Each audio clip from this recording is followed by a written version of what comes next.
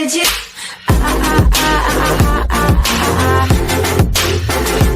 Anything you want. Bitcoin is just about to explode and dominate the cryptoverse again. If you follow Bitcoin news, as we assume since you're reading this, you know there's a lot of bad vibe around it. Haters say it's too volatile, that it's worth nothing, that it isn't money, that it's ruled by China and many other things. Well, most of that is just absurd. It has nothing to do with reality and everything to do with fear, which is, unfortunately, the way most markets work. So let's take a minute to have a look at Bitcoin's current situation and try putting it into perspective so we can find out if it's so bad as critics say or if things are going more or less well, giving us no reason to panic. As we all know, and if you don't you'll find out in this very sentence, Bitcoin reached its highest peak last December 17th. It's been all going down since then. This is terrible news if you bought tokens back then, but is it that bad for the community as a whole? Does it mean that Bitcoin and crypto are doomed?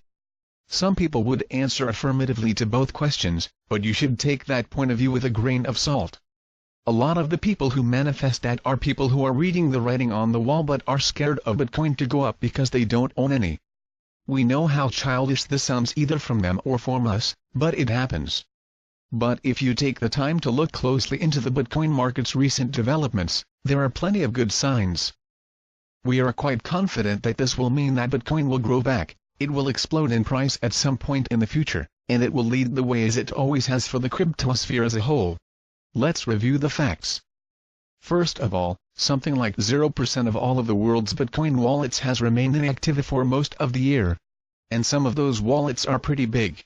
This means that there is a perfect proportion of BTC holders who are sure that their digital assets value will go up again, which is why they're not selling, even as the market keeps going down.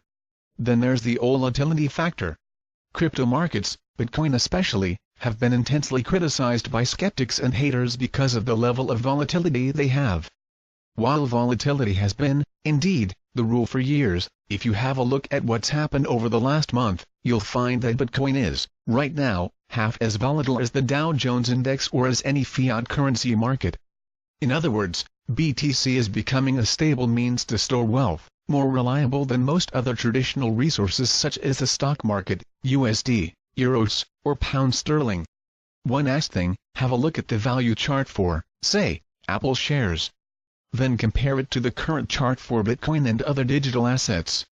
Do you see how much they look alike?